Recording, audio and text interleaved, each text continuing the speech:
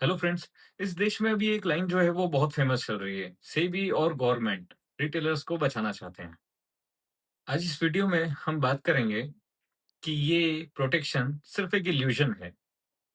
आप ट्रेडर हो, इन्वेस्टर हो या मार्केट के अंदर अपना हार्ड अर्न मनी अगर लगाते हो, तो ये वीडियो आपके लिए है। आपको इसे जरूर देखना चाहिए। अभी एक ड्रामा चल रहा है, रिटेल प्रोटेक्शन का ड्रामा। इसके अंदर एक सिंपल सा सवाल, रिटेल को प्रोटेक्ट करने का मतलब क्या है? सबसे पहला, एजुकेशन प्रोवाइड करना।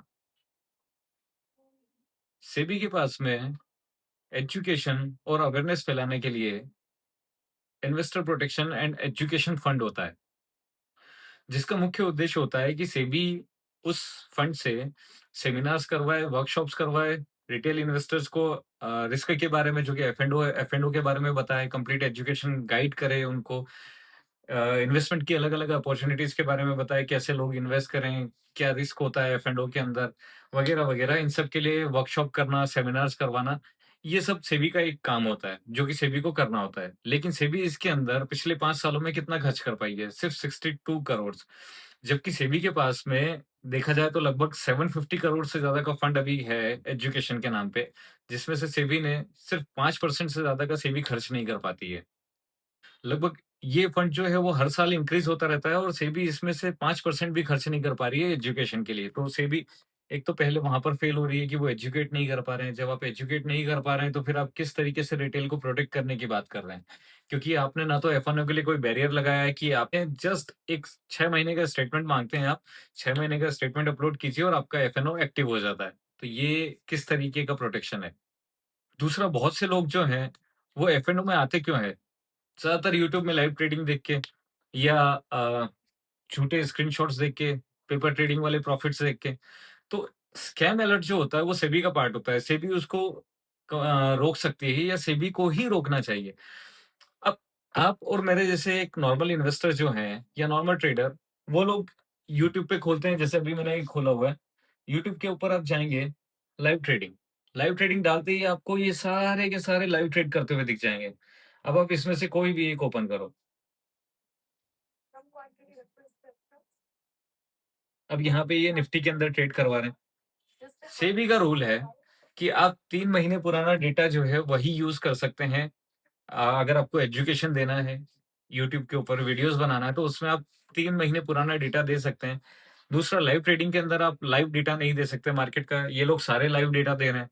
ये लाइव डेटा भी दे रहे हैं। दूसरा, टिप्स और कॉल्स आप नहीं प्रोवाइड कर सकते। ये लोग वो भी कर रहे हैं। ये लोग लेवल्स देते हैं कि मैं यहाँ से ले रहा हूँ, ये इन्होंने इनका रिस्क रिवॉर्ड बनाया हुआ है। क्लियर दिख रहा होगा आपको।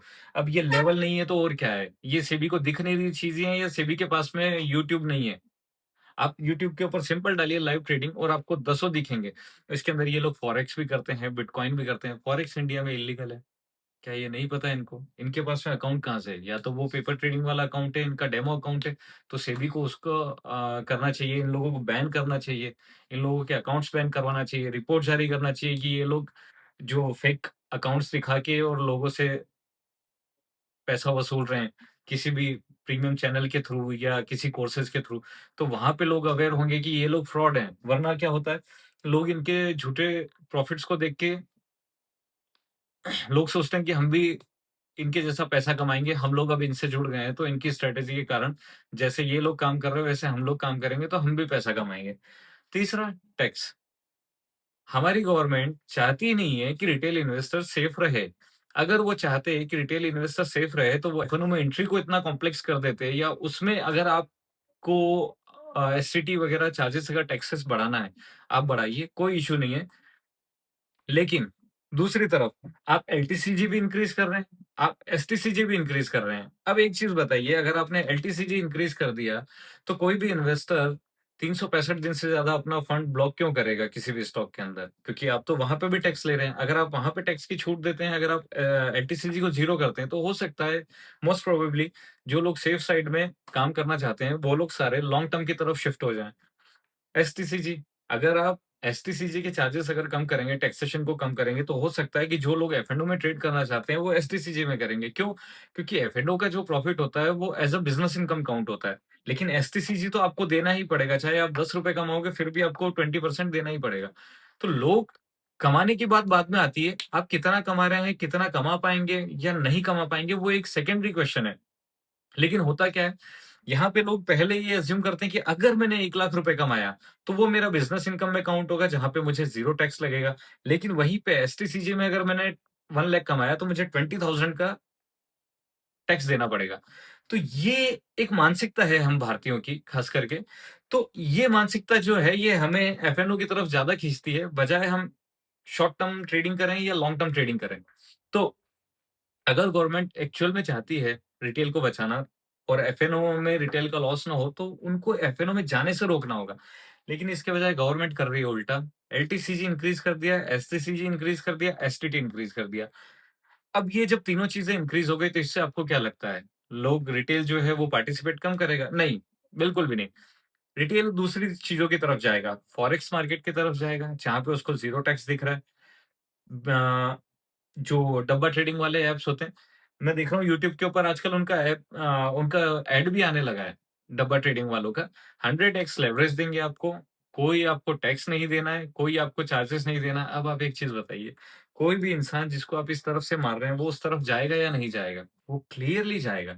आपको अगर उसे उस तरफ जाने से रोकना है और वहाँ पर जाएगा, तो उसका 110% लॉस है। डब्बा ट्रेडिंग के अंदर आपने जितना भी कैपिटल एक बार में डाला है, वो उतना पूरा कंप्लीटली आपका ब्लॉक हो चुका है। अब ना आप उसको विथड्रॉ कर सकते हैं, ना ही वो आपका कैपिटल वापस आने वाला है। आप उसकी कंप्लेन भी नहीं कर सकते हैं। अगर इंडियन स्टॉक मार्केट में कोई स्कैम होता है, तो आप एटलीस्ट कंप्लेन कर सकते हैं, उसके ऊपर कार्रवाई होती है। लेकिन डब्बा ट्रेडिंग में तो आप वो भी नहीं कर सकते। तो इंडियन गवर्नमेंट किस तरफ धकेल रही है रिटेलर्स को, ये समझने की बात है। अगर आपको बचाना है रिटेलर्स को, तो आपको उन्हें ऐसे अवसर देना पड़ेंगे जिनसे वो खुश हों और वो ट्रेडिंग करने की तरफ आएँ। लेकिन आप उनको भगा रहे हैं। एफआईआईज़ आपके पास में ऑलरेडी आ नहीं रहे हैं। एफआईआईज़ को आपने कोई तोहफ़ा दिया नहीं है। एसटीडी चार्जेस आप बढ़ा देंगे। एसटीडी चार्जेस बढ़ाने से अगर लोग ट्रेड कम करेंगे, तो मार्केट में लिक्विडिटी खत्म हो जाएगी। अगर लिक्विडिटी कम होगी, तो मार्केट में ट्रेड कौन करेगा? बड़े ऑर्डर्स कोई पंच करेगा, तो सामने बायर्स या सेलर्स ही नहीं होगा, तो वो ऑर्डर्स कंप्लीट कैसे होंगे?